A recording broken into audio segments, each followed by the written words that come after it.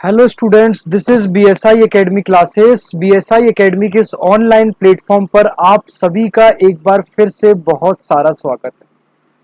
तो हमने यहाँ पर एक कंप्लीट जो है सीरीज स्टार्ट की है। 2025 दिसंबर का जो पेपर है वो हम यहाँ पर सॉल्व करने जा रहे हैं आप लोगों के लिए। और जो 2025 का पेपर भी है उसका मेन मकसद या मेन उद्देश्य क्या रहने वाला है वो भी मैंने आप लोगों को बता दिया है कि हम लोग यहां पर थ्योरी तो बहुत ज्यादा पढ़ते हैं, बट यहां पर हम अक्सर एक गलती कर देते हैं। थ्योरी पढ़ने के साथ साथ हम यहां पर प्रैक्टिस और रिवीजन जो है वो कम कर पाते हैं।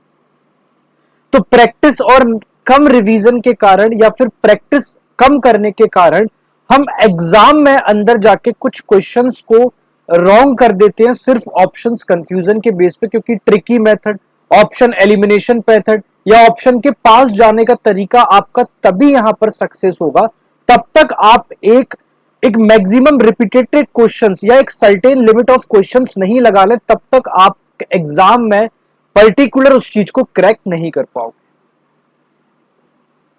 क्लियर है? तो आज का जो वीडियो है आप सभी को पता है कि हमने यहां पर 70 क्वेश्चंस तक सॉल्व कर लिए और हम यहां पर क्वेश्चन आंसर सिर्फ फॉर्म में ही सॉल्व नहीं कर रहे हैं। उस क्वेश्चन को एग्जामिनर ने क्या माइंडसेट लेकर आपके लिए क्वेश्चन बनाया, उस पर्टिकुलर एग्जामिनर का यहां पर माइंडसेट क्या है। माइंडसेट के साथ साथ अगर यहां पर बात करी जाए दोस्तों इसके आगे, तो माइंडसेट के साथ देखा जाए तो आने वाले यहां पर आपके क्वेश्चन पेपर में और किन किन कॉन्सेप्ट से यहां पर क्वेश्चन बन सकते हैं, उन सभी चीजों का दोस्तों यहां पर ध्यान रखा गया है। तो आज जो हम स्टार्ट करने वाले हैं, आज हम क्वेश्चन नंबर 71 से स्टार्ट करेंगे। इंग्लिश और हिंदी में दोनों मिलेगा। ये जो है ये आपकी पीडीएफ जो यूजीसी नेट के द्वारा जो एग्जाम यहां पर लिया जाता है वही सेम पीडीएफ खुली हुई है। और ये मैंने दोस्तों आप लोगों के लिए यहां पर बना रखी है, जिसमें इंग्लिश और हिंदी दोनों क्वेश्चंस दोनों पैटर्न में आपको देखने को मिल जाएंगे। तो जो हमारे स्टूडेंट्स इंग्लिश मीडियम वाले हैं उनको भी आसानी होगी, और जो कई सारे विद्यार्थी स्टूडेंट्स हमारे ऐसे हैं जिनको हिंदी में ज्यादा कंफर्टेबल है, तो वो दोनों लैंग्वेज आपको यहां पर मिल जाएगा। क्लियर है? तो क्वेश्चन नंबर 71 दोस्तों डिस्कस करते हैं। In which of following methods of research the independent variable has to be selected rather than manipulated. ठीक है, तो क्वेश्चन नंबर 71 दोस्तों अगर हम देखें तो यहां पर आपको देखने को मिल रहा है, निम्नलिखित में से कौन कौन सी शोध विधियां ऐसी हैं, उन शोध विधियों में से किस विधि में स्वतंत्र चर को चुना जाता है ना कि उसे नियंत्रित किया जाता है, ये आपका क्वेश्चन। ठीक है, कि in which of the following methods of research, यानी कि रिसर्च की कौन कौन सी ऐसी विधियां हैं, इन विधियों में स्वतंत्र चर को चुना जाता है ना कि उसे नियंत्रित किया जाता है। अब दोस्तों इस क्वेश्चन को समझने से पहले सबसे पहले आपको रिसर्च मेथड, इंडिपेंडेंट वेरिएबल क्या होता है, ये सारी चीजें समझना जरूरी है। इसके पीछे कॉन्सेप्ट क्या है उसको कंप्लीट समझना जरूरी है। ठीक है, यानी कि सबसे पहले आपको यह जानना जरूरी है कि कौन कौन से ऐसे यहां पर मेथड्स हैं जिन मेथड्स में इंडिपेंडेंट वेरिएबल को मैनिपुलेट नहीं किया जाता, सिर्फ सिलेक्ट किया जाता है। ठीक है, तो रिसर्च मेथड को समझने के लिए पहले जो जरूरी है समझना, वो दो मेथड यहां पर जरूरी है आप लोगों के लिए समझना। एक दोस्तों एक्सपेरिमेंटल मेथड और एक होता है यहां पर एक्स पोस्ट फैक्टो मेथड। इन दोनों मेथड्स के बारे में डिस्कस करते हैं, फिर हम इस क्वेश्चन के आंसर पे चलेंगे। तो सबसे पहले दोस्तों हम यहां पर लिखते हैं कि एक्सपेरिमेंटल मेथड क्या होता है। ठीक है, एक्सपेरिमेंटल मेथड दोस्तों वो मेथड होता है यहां पर जो रिसर्चर होता है। ठीक है, यहां पर जो रिसर्चर होता है वो रिसर्चर इंडिपेंडेंट वेरिएबल को कंट्रोल या फिर मैनिपुलेट करता है। क्लियर? एक्सपेरिमेंटल वो मेथड है कि यहां पर जो आप लोगों के लिए रिसर्चर है, वो रिसर्चर यहां पर इंडिपेंडेंट जो वेरिएबल है उसको कंट्रोल करता है या फिर मैनिपुलेट करने का काम करता है। ठीक है, एग्जाम्पल की अगर बात करें दोस्तों, मान लो किसी चीज को हमें उसका इफेक्ट चेंज करना है। ठीक है, पर्टिकुलर रूम है, आप सभी लोगों को पता है कि इस टाइम पर गर्मी का सीजन चालू हो चुका है। मान लो इस टाइम पर समर डेज चल रहे हैं, और समर में अगर हम बात करें तो समर का पर्टिकुलर हम वो सेगमेंट ले लेते हैं, जैसे इन समर सीजन में रूम टेम्परेचर, रूम का इफेक्ट चेंज करने के लिए आप एसी के टेम्परेचर को कम ज्यादा चेंज करते हैं। ठीक है, तो यहां पर आप कंट्रोल कर पा रहे हो, उसको मैनिपुलेट कर पा रहे हो। तो यही आपका एक्सपेरिमेंटल मेथड होता है कि एक्सपेरिमेंटल मेथड में दोस्तों रिसर्चर जो होता है वो परमानेंट उस वेरिएबल को, उस चर को यहां पर कंट्रोल या फिर मैनिपुलेट कर सकता है। इसे हम कहते हैं एक्सपेरिमेंटल मेथड। क्लियर। अब नेक्स्ट दोस्तों यहां पर मिलता है एक्स पोस्ट फैक्टो मेथड। अब हमें इसमें से देखा कौन सा क्वेश्चन पूछा गया है कि in which of the following methods of research the independent variable has to be selected rather than manipulated. यानी कि निम्नलिखित शोध विधियों में से इन विधियों में हमें स्वतंत्र चर यानी कि इंडिपेंडेंट वेरिएबल को चुनना है, ना कि ऐसे मेथड को चुनना जो कि उसे नियंत्रित कर रहा है। तो एक्सपेरिमेंटल मेथड में तो हमें यह देखने को मिला कि जो रिसर्चर है वो कंप्लीटली उसको कंट्रोल या मैनिपुलेट कर पा रहा है। तो ये तो डेफिनेटली आपका जो आंसर है ये कंप्लीट रॉन्ग हो जाएगा जो एक्सपेरिमेंटल मेथड है। क्लियर। अब दोस्तों नेक्स्ट आता है यहां पर x post facto method. X post facto method में यहां पर मतलब इवेंट जो है वो ऑलरेडी आप लोगों के लिए हो चुका है, वो इवेंट कंप्लीटली आप लोगों के लिए हो चुका है। यानी कि इस टाइम पर जो आप लोगों के लिए रिसर्चर होता है, ठीक है, रिसर्चर सिर्फ ऑब्जर्व करता है, यहां पर चीजों को कंट्रोल नहीं कर सकता। यहां पर जो रिसर्चर है वो सिर्फ चीजों को बैठकर ऑब्जर्व कर रहा है, यहां पर उन चीजों को कंट्रोल जो है वो कंट्रोल उसके हाथ में नहीं है। ठीक है। अब सपोज करो आप यहां पर अभी आपका रूम टेम्परेचर और एसी वाला एग्जांपल मैंने आपको दिया। अब यहां पर एक्स पोस्ट फैक्टो मेथड ये है कि यहां पर कोई वेरिएबल है, सपोज कर मान लो आप अभी यहां पर मूवी आई है धुरंधर 2, ठीक है, धुरंधर 1 ने खूब कमाई करी, धुरंधर 2 आ गई। अब सपोज करो आप यहां पर धुरंधर 2 मूवी देखने गए हुए हो। अब आप यहां पर होम थिएटर बोल रहे हो, सॉरी, थिएटर में जाके बैठी हो और मूवी चल रही है। अब वहां के टेम्परेचर को कंट्रोल करना आपके हाथ में नहीं है, वो आपको कंट्रोल करने के लिए किसी को यहां पर बोलना पड़ेगा। लेकिन जो रूम में एसी लगा था उसका कंट्रोल आपके हाथ में था। तो इसे आप कह रहे हो कि एक्स पोस्ट फैक्टो मेथड वो होता है जो कि एक तरीके से इंडिपेंडेंट वेरिएबल की तरह काम करता है और इस टाइम पर उसके हाथ में यहां पर रिमोट नहीं है, मतलब वो स्वतंत्र चर को चुना जाता है। क्लियर है। तो इसका दोस्तों जो करेक्ट आंसर यहां पर बनेगा वो बनेगा एक्स पोस्ट फैक्टो मेथड। ठीक है। एक और एग्जांपल दे देते हैं एक्स पोस्ट फैक्टो मेथड का। मतलब स्मोकिंग और कैंसर का रिलेशन। अगर आप स्मोक कर रहे हो, समझना, तो रिसर्चर किसी को स्मोक करने के लिए फोर्स नहीं कर सकता। ठीक है। ये वो वेरिएबल है जो यहां पर मैनिपुलेट नहीं किया जा सकता, सिर्फ सिलेक्ट होता है। कंप्लीट समझ आ गया। तो एक्स पोस्ट फैक्टो मेथड वो होता है यहां पर जो वेरिएबल्स होते हैं उन वेरिएबल्स को कंट्रोल नहीं किया जाता, उन वेरिएबल्स को सिर्फ एनालाइज किया जाता है। इसे हम कहते हैं एक्स पोस्ट फैक्टो विधि।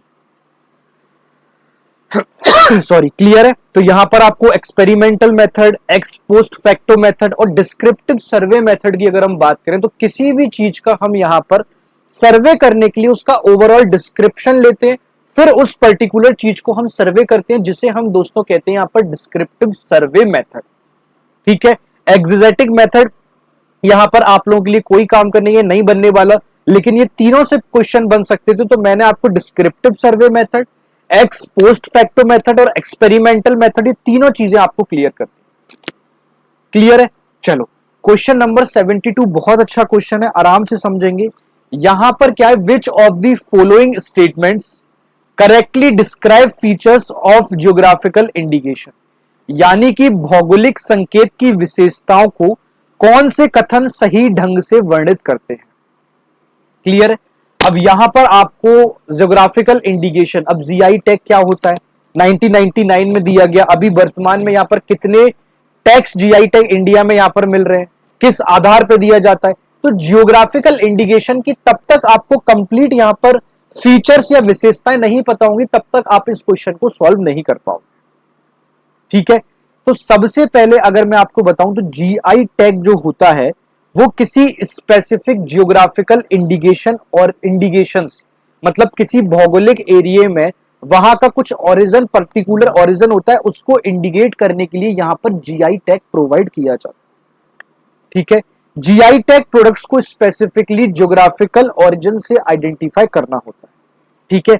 अब जियोग्राफिकल जो आइडेंटिटी से अगर आपको यहां पर उस चीज को आइडेंटिफाई करना होता है तो हम ज्योग्राफिकल इंडिकेशंस के तहत उस चीज को आइडेंटिफाई करने के लिए अगर एग्जाम्पल लेकर चलें, तो पहला एग्जाम्पल आप लोगों को देखने को मिलेगा जैसे दार्जिलिंग, ठीक है, दार्जिलिंग की टी हो गई, ठीक है, कांचीपुरम जो है कांचीपुरम का सिल्क हो गया। तो ये आपको जीआई टैग यानी कि ज्योग्राफिकल इंडिकेशन के आधार पर वहां पर उसकी विशेषताएं उसी रीजन में, उसी ज्योग्राफिकल रीजन में है, तो वहीं आपको ये चीज देखने को मिलेगी, ठीक है। दूसरा यहां पर अगर देखें तो प्रोडक्ट की जो क्वालिटी होती है, ठीक है, जो प्रोडक्ट की क्वालिटी होती है वहां पर वो उस पर्टिकुलर एरिया से लिंक्ड मानी जाती है, ठीक है। अब हम यहां पर एक एक करके ऑप्शंस भी देखते चलते हैं। जैसे सबसे पहला यहां पर दोस्तों ऑप्शन है GIs are owned by individual inventor. क्या यहां पर जीआई टैग्स को ओन्ड करने की बात इंडिविजुअल इन्वेंटर के द्वारा की जा रही है? तो इसको बिल्कुल भी रॉन्ग कर दो आप पहली फुर्सत में, ठीक है। नेक्स्ट आपका यहां पर बन रहा है GI tags identify goods as originating from a specific territory. अभी हमने ये देखा फ्रॉम अ स्पेसिफिक टेरिटरी से तो बिल्कुल बनता है। स्पेसिफिक टेरिटरी के अंतर्गत हमने दो एग्जांपल्स भी लिए, जैसे दार्जिलिंग की टी हो गई या फिर कांचीपुरम की सिल्क जो कपड़ा आता है वो चीज हो गई, क्लियर। फिर नेक्स्ट आपका यहां पर आता है कि GIs protect technological innovation and invention. क्या यहां पर जो जीआई टैग है वो यहां पर टेक्नोलॉजिकल इनोवेशन और इन्वेंशन को प्रोटेक्ट करता है? बताओ इसका आंसर क्या होगा, ठीक है। सबसे पहले तो आप लोग बता दूं, जीआई यहां पर टेक्नोलॉजिकल इनोवेशन को ना तो इन्वेंट करता है, ना तो इसका ओन्ड किसी पर्टिकुलर एक के द्वारा किया जाता है, ये स्पेसिफिक टेरिटरी के अंतर्गत रह के दिया जाता है। और जीआई जो लिंक्ड होते हैं वो यहां पर उनकी क्वालिटीज और कैरेक्टरिस्टिक्स के कारण यहां पर लिंक होते हैं, और वो भी उनका जो रीजन होता है इस चीज को लिंक करने के लिए, वो रीजन भी यहां पर ड्यू टू ज्योग्राफिकल ओरिजिन बनता है, यानी कि उस भौगोलिक परिवेश के कारण, उस भौगोलिक संकेत के कारण वो यहां पर इन सभी चीजों से लिंक होते हैं, क्लियर। नेक्स्ट अगर हम बात करें तो GIs can be renewed identify indefinitely after registration, कि जीआई जो टैग होते हैं वो यहां पर रिन्यू होते हैं, तो बिल्कुल वो यहां पर उनका रजिस्ट्रेशन के थ्रू आप लोगों को समय समय पर यहां पर रजिस्ट्रेशन के थ्रू रिन्यू कराया जाता है। तो इसका दोस्तों जो करेक्ट आंसर बन रहा है वो यहां पर बीवी करेक्ट है, डीवी करेक्ट है और ईवी करेक्ट है। तो इसका दोस्तों करेक्ट आंसर हो जाएगा ऑप्शन नंबर 3, क्लियर है। चले नेक्स्ट क्वेश्चन पे, चलो क्वेश्चन नंबर 73 देख लेते हैं। यही सारे क्वेश्चंस आपको जो यूजीसी नेट 2025 जो आपका जनवरी 2 तारीख को पेपर हुआ है, एज इट इज आपको सारे क्वेश्चंस यहां पर देखने को मिल जाएंगे। इन्हीं सारे क्वेश्चंस में मैंने आपको इन्हीं को सॉल्व करा रहा हूं, ताकि यहां पर आपको एग्जामिनर का जो माइंडसेट है, एग्जामिनर आपसे किस तरीके से क्वेश्चन पूछ सकता है, वो आपको सारी चीज यहां पर क्लियर हो जाए। ये जीआई टैग का क्वेश्चन हो गया, इससे पहले हमने यहां पर x post facto method, descriptive method देखा था। अब यहां पर ये 73 क्वेश्चंस को हम सॉल्व करने जा रहे हैं। हम अपनी पीडीएफ में चलेंगे, जिससे आपको इंग्लिश और हिंदी दोनों में आपको क्वेश्चन देखने को मिल जाएगा, क्लियर है। क्वेश्चन नंबर 73 की दोस्तों बात करें तो with in the context of HTTP which statement most accurately reflects the analytical distinction between cookies and cache। यानी कि HTTP के संदर्भ में कुकीज और कैशे के बीच विश्लेषणात्मक अंतर को कौन सा कथन सबसे सही ढंग से दर्शाता है, ठीक है। अब इसके लिए आपको कुकीज और कैशे को समझना जरूरी है कि कुकीज और कैशे यहां पर क्या होता है,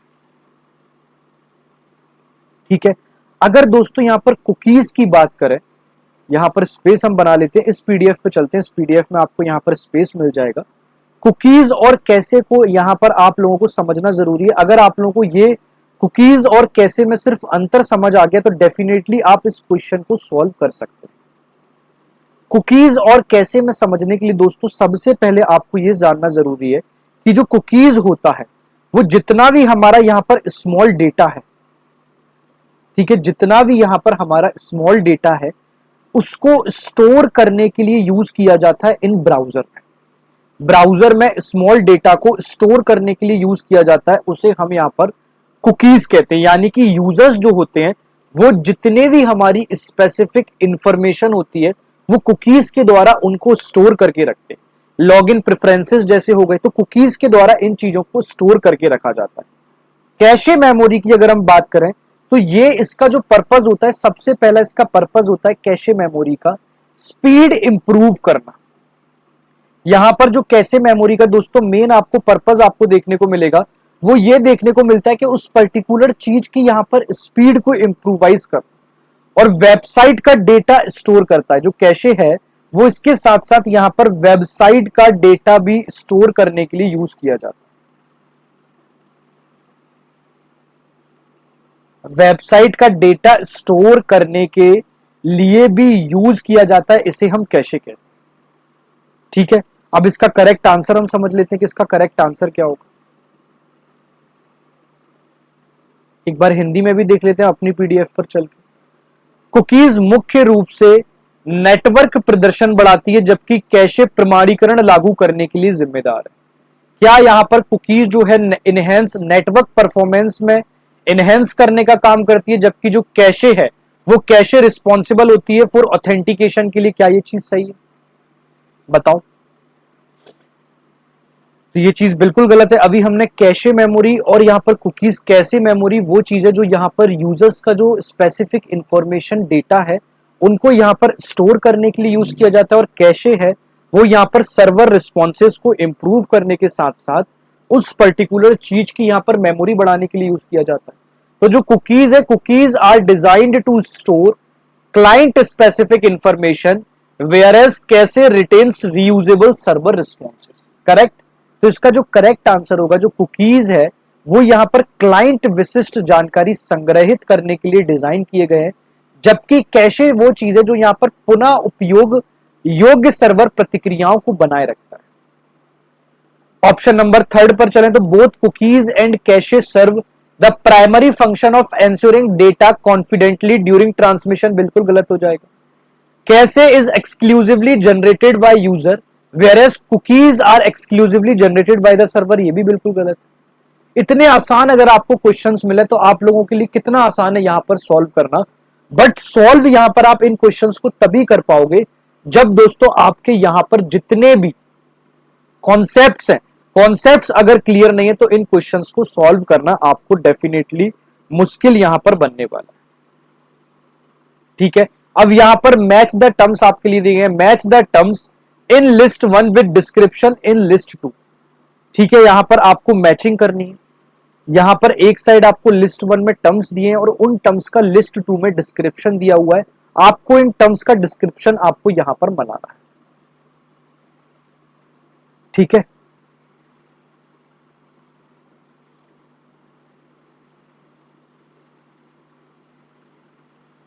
तो सबसे पहले हम दोस्तों यहां पर बात करते हैं इंटरवल रेशो की। इंटरवल रेशो क्या होता है? तो दोस्तों इंटरवल रेशो वो वेरिएबल है जहां पर कैटेगरीज और आइडेंटिकल रेंज के बीच में यहां पर डिस्टेंस देखा जाता है। तो इंटरवल रेशो का जो दोस्तों करेक्ट आंसर होगा वो होगा यहां पर ऑप्शन नंबर 3। क्लियर है यहां पर? ठीक है, नेक्स्ट हम चलते हैं ऑर्डिनरी स्केल पर। तो ऑर्डिनरी स्केल दोस्तों वो चीज है यहां पर रैंकिंग को ध्यान रखा जाता है। ठीक है, ऑर्डिनरी स्केल यहां पर रैंकिंग को ध्यान रखा जाता है, यहां पर इक्वली गैप को कंसीडर नहीं किया जाता। तो यहां पर ऑर्डिनल की अगर हम बात करें तो variables whose categories can be rank ordered but the distances between the categories are not equal across the range। Clear है? ठीक है, नॉमिनल की दोस्तों हम यहां पर बात करें तो नॉमिनल वो चीजें हैं जहां पर हमें रैंकिंग का कोई भी ध्यान नहीं दिया जाता। ठीक है, और डिकोटोमस की अगर हम बात करें तो डिकोटोमस वो वेरिएबल्स है यहां पर डेटा के बीच सिर्फ दो कैटेगरीज के मध्य यहां पर ध्यान रखा जाता है। तो क्वेश्चन नंबर 74 भी हमने यहां पर क्लियर कर लिया है। ये आपको हिंदी में पूरा क्वेश्चन देखने को मिल जाएगा। अच्छी बात यह है कि मैं आपको ये पूरी पीडीएफ जो है टेलीग्राम ग्रुप में, जो बीएसआई एकेडमी का टेलीग्राम ग्रुप है वहां पर शेयर कर दूंगा। तो उस टेलीग्राम ग्रुप से आप लोगों के लिए दोस्तों हेल्प ये होगी कि ये कंप्लीट आपको एक ही जगह पर पूरा पेपर हिंदी और इंग्लिश में कंप्लीट पेपर आप लोगों को मिल जाएगा। चलें नेक्स्ट क्वेश्चन पर चलें, क्वेश्चन नंबर 75 पर। Normal probability curve should be. ठीक है, जो यहां पर नॉर्मल प्रोबेबिलिटी कर्व होता है, डायरेक्ट क्वेश्चन है, उस प्रोबेबिलिटी कर्व का यहां पर जो है शेप क्या होता है इसकी बात की गई है।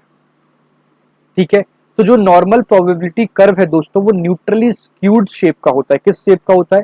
न्यूट्रली स्क्यूड शेप का होता है। क्लियर? ये डायरेक्ट फैक्चुअल क्वेश्चन है तो आप इसको डायरेक्ट फैक्चुअल क्वेश्चन तरीके से याद रख सकते हो। चलो नेक्स्ट क्वेश्चन पे हम चलते हैं, क्वेश्चन नंबर 76। क्वेश्चन नंबर 76 में भी दोस्तों यहाँ पर आपको मैच द कॉलम दिए गए हैं।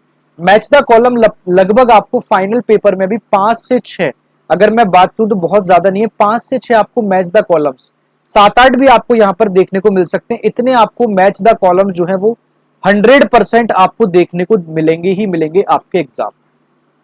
ठीक है, तो यहां पर लिस्ट 1 डिसिप्लिन दिया हुआ है और लिस्ट 2 यहां पर एक्सप्लेनेशन आपको दिया हुआ है। सबसे पहला दोस्तों यहां पर आपको दिया हुआ है कॉग्निटिव साइकोलॉजी। कॉग्निटिव साइकोलॉजी के अंतर्गत दोस्तों जितने भी यहां पर बिहेवियर मॉडल्स होते हैं उनके बारे में यहां पर इंफॉर्मेशन गैदर की जाती है, जिसे हम कहते हैं यहां पर कॉग्निटिव साइकोलॉजी। कम्युनिकेशन इंजीनियरिंग की अगर हम दोस्तों बात करते हैं तो कम्युनिकेशन इंजीनियरिंग वो डिसिप्लिन है जहां पर जितने भी ट्रांसमिशन मॉडल्स होते हैं और जितने भी इंफॉर्मेशन थ्योरी होती है उनको हम यहां पर देख के काम करते हैं। क्लियर है? लिंग्विस्टिक की बात करें दोस्तों, लिंग्विस्टिक आप सभी लोगों को पता भी होगा। लिंग्विस्टिक्स यहां पर natural language processing and indexing के लिए हम जिसे जानते हैं वो लिंग्विस्टिक्स होता है यहां पर। ऑप्शन नंबर 4 की अगर हम दोस्तों बात करें ह्यूमन कंप्यूटर इंटरेक्शन, तो ह्यूमन कंप्यूटर इंटरेक्शन वो है यहां पर यूजर्स की सेंटर डिजाइन एंड यूजेबिलिटी के तहत यहां पर हमें ध्यान रखा जाता है। तो जो 76 है, इस 76 का जो करेक्ट आंसर यहां पर बनेगा वो बनेगा यहां पर ऑप्शन नंबर 3। क्लियर है? तो इसका जो करेक्ट आंसर दोस्तों बन रहा है वो बन रहा है यहां पर ऑप्शन नंबर 3। चले आगे, बहुत सिंपल क्वेश्चन था, डायरेक्ट है। यहां पर आप लोगों को सभी को ये पूरे के पूरे क्वेश्चंस हिंदी में भी देखने को मिल जाएंगे। यहां से थोड़े से आसान क्वेश्चन और फैक्चुअल क्वेश्चन ज्यादा पूछे गए। चले क्वेश्चन नंबर 77 पर चलते हैं। The ISO IEC 27000 family of standards is primarily related to. ISO IEC 27000 मानक परिवार मुख्य रूप से किससे यहां पर संबंधित है?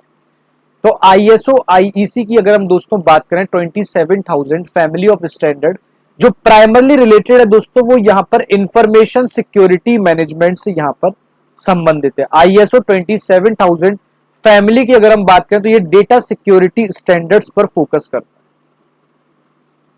है। ये जो है ये डेटा सिक्योरिटी स्टैंडर्ड पर फोकस करने के लिए काम करता है। इन डेटा सिक्योरिटी स्टैंडर्ड पर फोकस करने के साथ साथ ये इन पर्टिकुलर चीज को कॉन्फिडेंटली इंक्रीज करता है। ठीक है, सेकंड इनकी इंटीग्रिटी बढ़ाता है। ठीक है, और थर्ड जो है इनकी अवेलेबिलिटी भी बढ़ाने के लिए यूज किया जाता है। ठीक है, यानी कि ये इंफॉर्मेशन सिक्योरिटी मैनेजमेंट के लिए जाना जाता है। एक तरीके से आसान भाषा में ये डेटा सिक्योरिटी स्टैंडर्ड के लिए यहां पर जाना जाता है। क्लियर है? अब क्वेश्चन नंबर 78 हम देखते हैं। काफी अच्छा क्वेश्चन है, मोस्ट रिपीटेड क्वेश्चन है एनटीए के द्वारा। ये घुमा घुमा के आपसे ये प्रश्न को कई बार यहां पर एनटीए यूजीसी नेट के द्वारा इस प्रश्न को पूछा गया। क्वेश्चन नंबर 78 है दोस्तों, the acronym must used in academic libraries for wedding standards 4। सबसे पहले दोस्तों अगर हम मस्टी की बात करें तो जो मस्टी का यहां पर यूज होता है वो ये यूज होता है कि लाइब्रेरी से जितने भी यूजलेस बुक्स हैं, ठीक है, हमारी लाइब्रेरीज के अंतर्गत जितनी भी यहां पर यूजलेस बुक्स जो बनती हैं उन यूजलेस बुक्स को रिमूव करने के लिए यहां पर मस्टी का यूज होता है। अब यहां पर एम की अगर हम बात करें तो एम का फुल फॉर्म आपको देखने को मिलेगा मिसलीडिंग। यू की फुल फॉर्म की बात करें तो यू की फुल फॉर्म आपको देखने को मिलेगा अगली। एस की फुल फॉर्म की अगर हम बात करें तो एस की फुल फॉर्म आपको देखने को मिलेगी सुपरसीडेड। ठीक है, टी की फुल फॉर्म की अगर हम बात करें टी की फुल फॉर्म आपको देखने को मिलेगी ट्राइबल। ठीक है, आई की अगर हम फुल फॉर्म की बात करें तो आपको फुल फॉर्म देखने को मिलेगी दोस्तों इररिलेवेंट। और ई की फुल फॉर्म की बात करें तो ई की फुल फॉर्म आपको देखने को मिलेगी एल्सवेयर। अब सबसे पहले तो हमने इस टर्म को जाना कि मस्टी वो टर्म है यहां पर आप लोगों के लिए जितने भी यूजलेस बुक्स हैं उन यूजलेस बुक्स को रिमूव करने के लिए इस टर्म्स का यूज किया जाता है। जब बुक्स यहां पर पर्टिकुलर आउटडेटेड हो जाती हैं, यहां पर जो बुक्स हैं वो आउटडेटेड हो जाती हैं, तो उन बुक्स को आउटडेटेड के टाइम पर इन बुक्स को आउटडेटेड होने के बाद यहां पर इन टर्म्स को यूज किया जाता है। क्लियर है? चलो क्वेश्चन नंबर 79 हम डिस्कस करते हैं। Who were the founders of frontiers? Frontiers जो है एक प्रकार का ओपन एक्सेस पब्लिशर है। फ्रंटियर जो है एक प्रकार का ओपन एक्सेस पब्लिशर है, ध्यान देने की बात। और इसे जो यहां पर फाउंड किया गया था या बनाया गया था वो यहां पर हेनरी मार्कम और कमिला मार्कम के द्वारा बनाया गया था। ध्यान देना, यह एक ओपन एक्सेस पब्लिशर है और इसे दोस्तों यहां पर हेनरी मार्करम और कमिला मार्करम के द्वारा बनाया गया था। क्लियर है? डायरेक्ट फैक्चुअल बेस्ड क्वेश्चन है। क्वेश्चन नंबर 80 और देखते हैं, ये भी डायरेक्ट फैक्चुअल बेस्ड क्वेश्चन है। The charter act which is considered as an important landmark in the context of academic libraries was published in the year।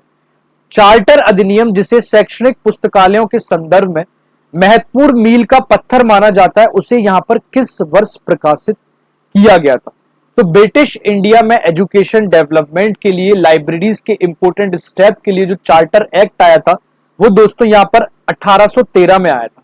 और यह जो है 1813 का जो चार्टर एक्ट है उसे हम यहां पर एजुकेशन के अंतर्गत एजुकेशन का फाउंडेशन या एजुकेशन की नींव के द्वारा भी जानते हैं।